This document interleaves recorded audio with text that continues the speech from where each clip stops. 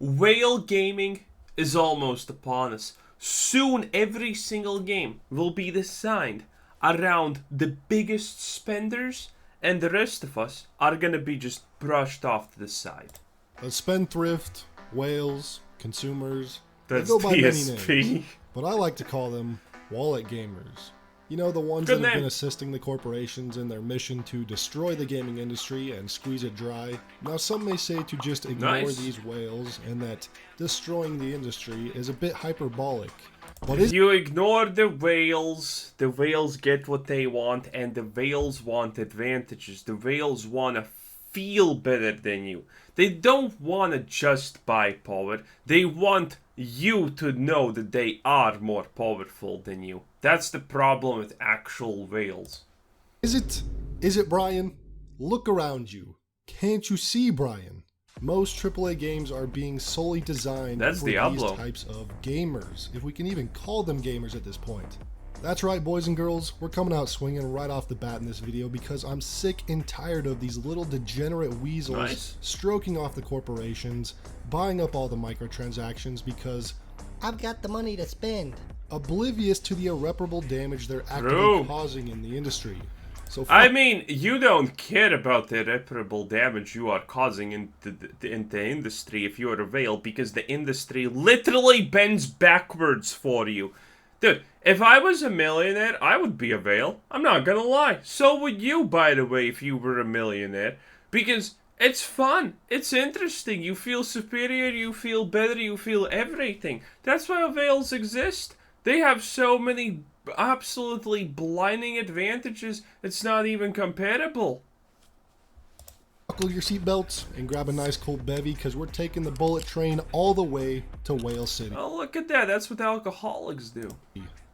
Next stop, Whale City, home of the degenerate consumers.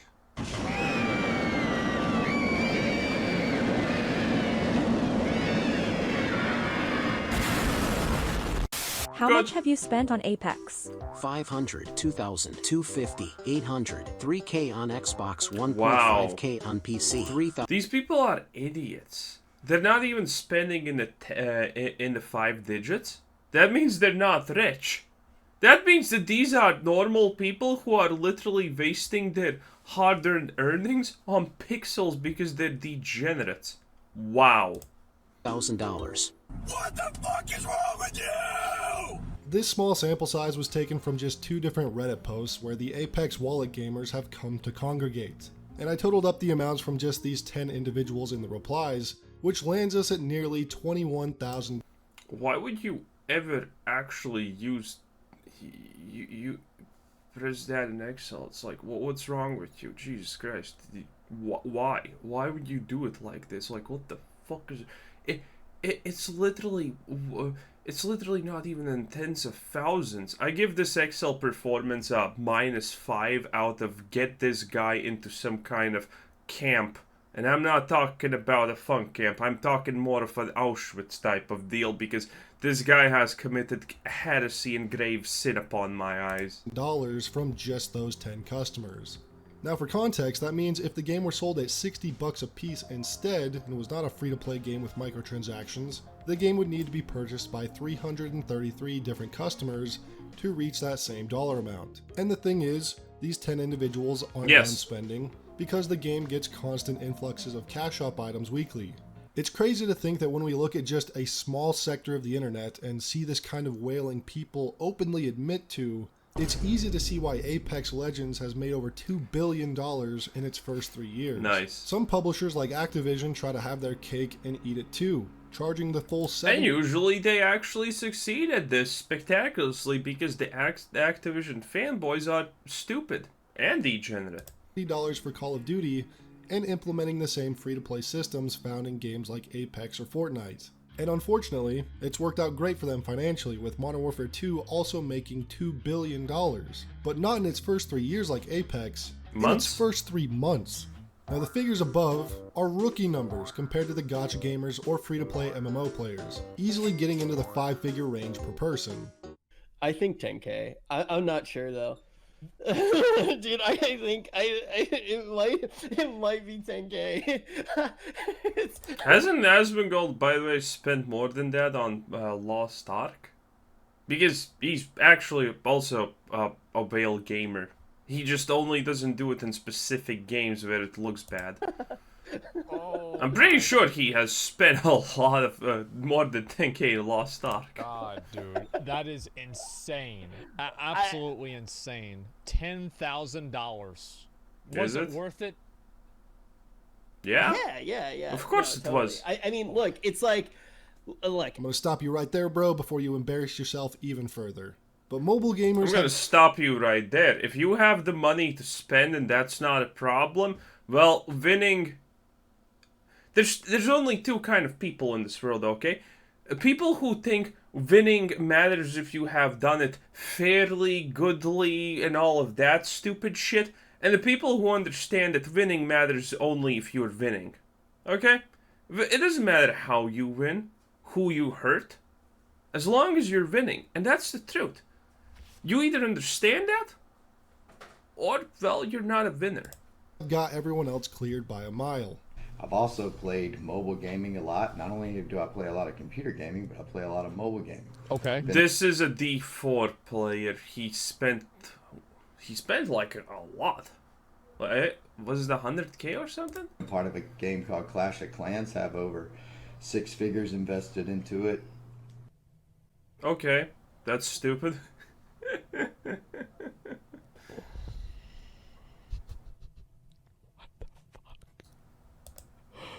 What the fuck? How do you spend 100 grand on a fucking video game?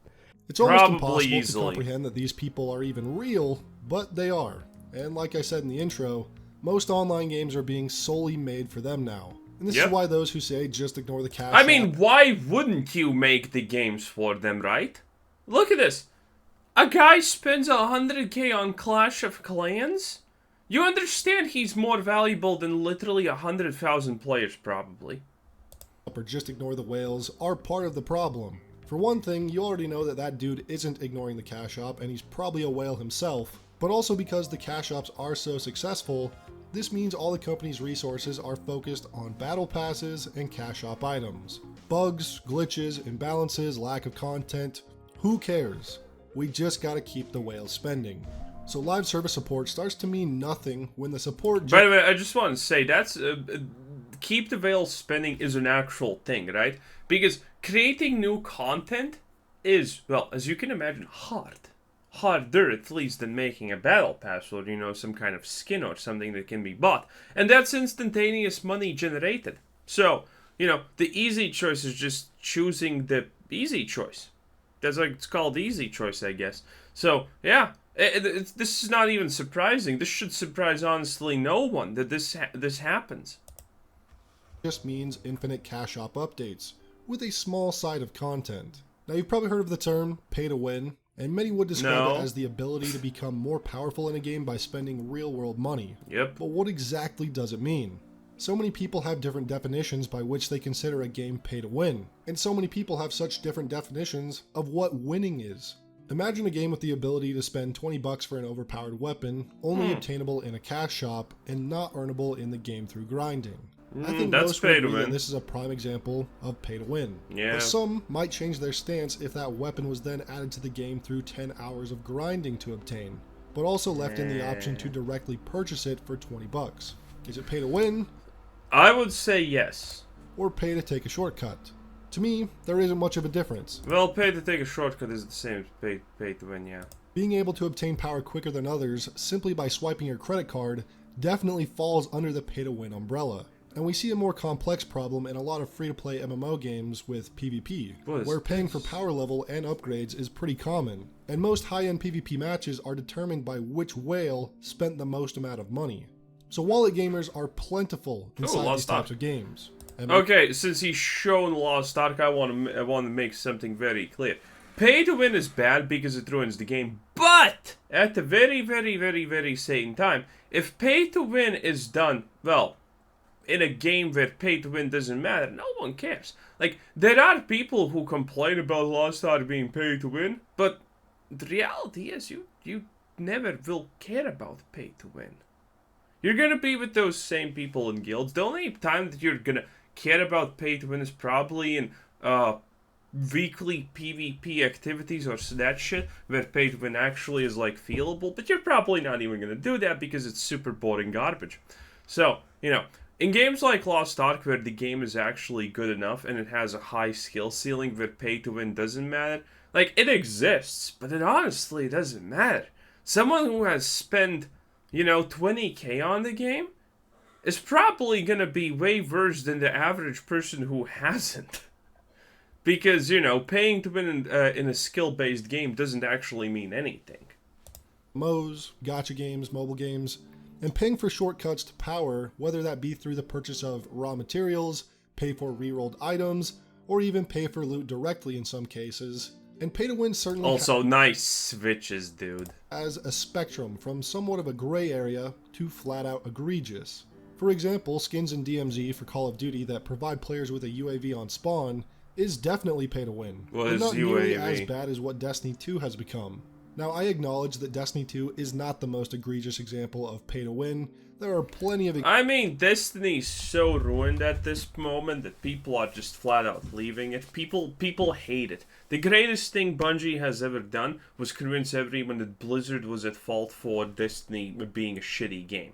Nah, it was Bungie through and through. Examples worse than it in the free-to-play MMO and gacha space, but Destiny 2 isn't a free-to-play game, which makes its pay-to-win problems that much worse. Actually, it is free-to-play. Get the fuck out of here, it's not. Brian. That's stupid. Everyone knows this shit ain't free-to-play.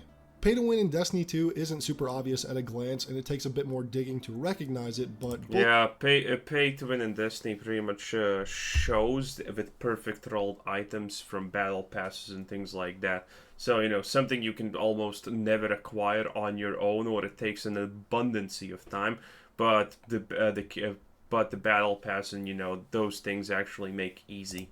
The PvP and PvE have had serious pay-to-win problems over the last few years, and Bungie are pretty good at hiding its pay-to-win tactics through its many layers of crafting materials and upgrade paths. A lot of people will now mention the slippery slope argument. Yes, Dado, we start with shaders, emblems, emotes, but who is to say that they won't introduce materials, armor, or weapons in the future? If we see legendary guns for sale, if we see legendary marks for sale, I'm gonna be mad. If we see something like 100 motes of light for $5, I'm gonna be mad. I don't want to see power sold, I don't want to see shortcuts to power sold, nothing. And as long as Bungie does not cross the line of cosmetic items, I think we'll be fine. How cute! If Bungie does cross that line, you have my rage. And you add these problems on top of selling exotic weapons through $100 pre-order bonuses, and the ability to buy season pass levels, pay to win is very much alive and well inside of Destiny 2. But what about cosmetics? Cosmetics aren't pay to win, right? It's just cosmetic. One of the most common phrases wallet gamers love to use in justifying their whaling behavior.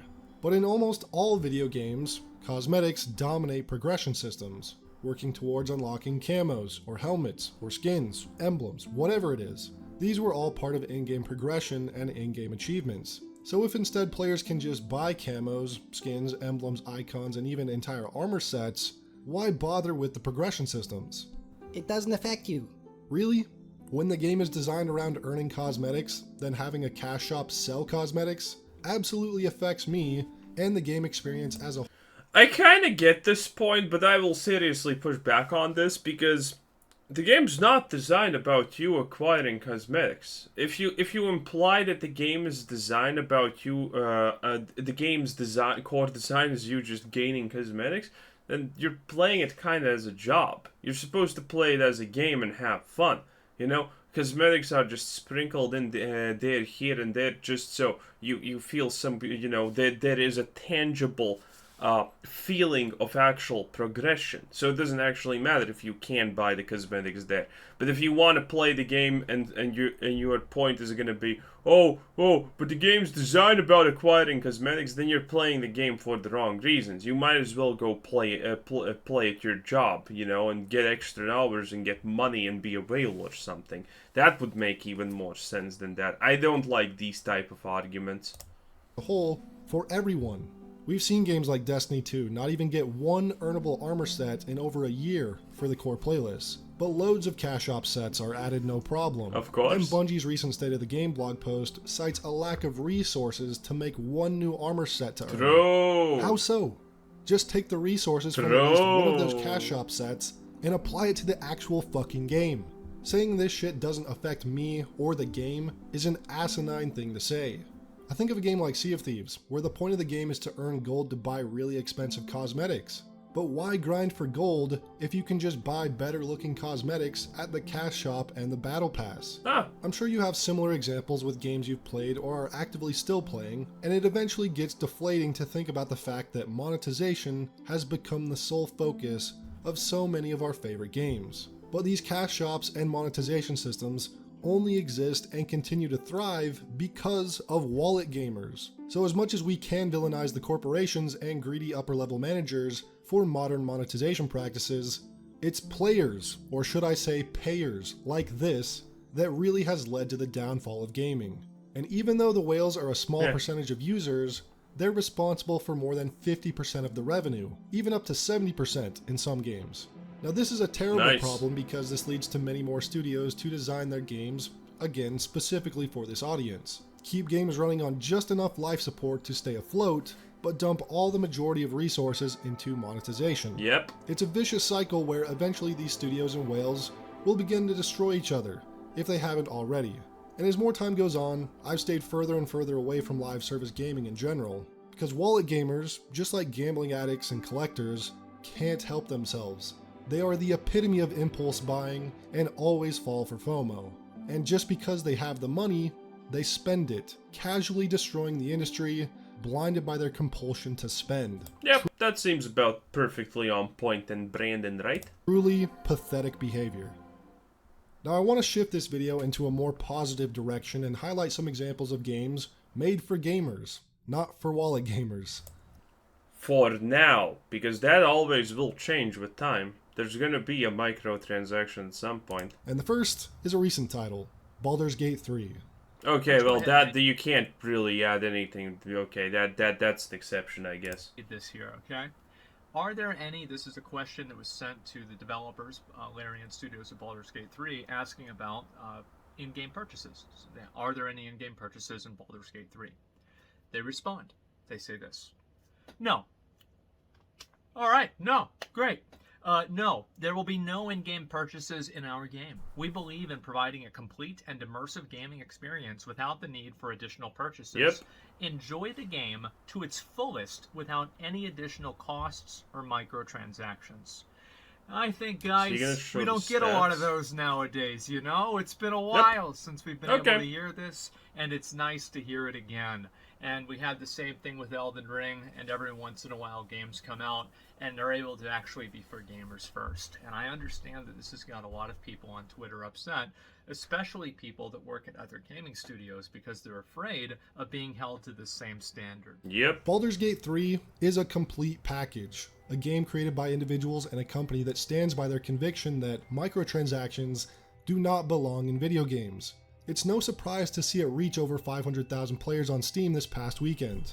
Now this game is also an interesting case because just like it reached almost 90,000 with the release of Elden Ring, Baldur's Gate's release has AAA developers having full-blown meltdowns on Twitter, saying that the game is an anomaly and not the new industry standard. Basically lots of empty words and making excuses for why their billion-dollar corporation that they work for can't reach the same levels of Baldur's Gate 3. That it's foolish to believe that this is the new standard, when in truth, these developers are just upset that Larian Studios has upstaged them in every single way. Yep. Again, just like when Elden Ring released. And all I'm going to say is that a studio like this, that values over-delivery and encourages it, trying their best to satisfy their customers, and reject modern monetization practices, should absolutely be supported. So after I finish this video... I mean, yeah, but how are you going to support it? Are you gonna just buy the game and that's it? Yeah, well, it's true, but the AAA devs also understand one very simple thing, the most saddest thing ever, is the fact that they can make a shitty game that's not even 1/10 of the quality that Baldur's Gate is. They can get like only 10% of the player base of Baldur's Gate, and as long as they add enough microtransactions, guess who's earning more money at the end of the day? That's right. It's the 1/10 quality of Baldur's Gate 1. It's true. It is true, sadly. And Baldur's Gate doesn't have microtransactions because this is a thing of principle for them, okay? Nothing else. They don't want to sacrifice gaming integrity and all of that jazz because, you know, they value it. Other companies don't value it. I'm going to immediately go purchase and begin playing the game. Grim Dawn is an ARPG released back in 2016, which was brought to my attention in one of my comments a while it's back, kind of shit. Specifically when I was voicing my hesitancy to pick up Diablo 4, and thankfully, I did not buy Diablo 4 and instead took the advice of that comment and picked up Grim Dawn for $6. And wow, a feature-complete, lengthy, and content-rich ARPG experience without a single battle pass or cash shop. And in that, I mean, Diablo 4 is technically also feature complete if you wanna go that route. Time, they've released several expansions for the game, and several more free content updates since then, including a new fairly large update set to launch in just a few months. So if you were disappointed or fell out of favor with Diablo 4, I highly recommend picking this one up. Tunic is a fantastic little game that surprised me more Oh, than what I is thought. this? There's some kind of other game thing. Okay. Let's skip. And checking out if you missed it, but I wanted Carther's response. Players just aren't stupid. Well, they saw that you changed the game to actively reject the identity of the franchise in which it belongs. So again, I'm here to reiterate, if you want a proper new Battlefield experience, go play BattleBit. Oh, it's a throw blocks thing. Well, I guess that's pretty much it. Good video, interesting. Easy kind of to push against, kind of easy to push against some points, but it is what it is.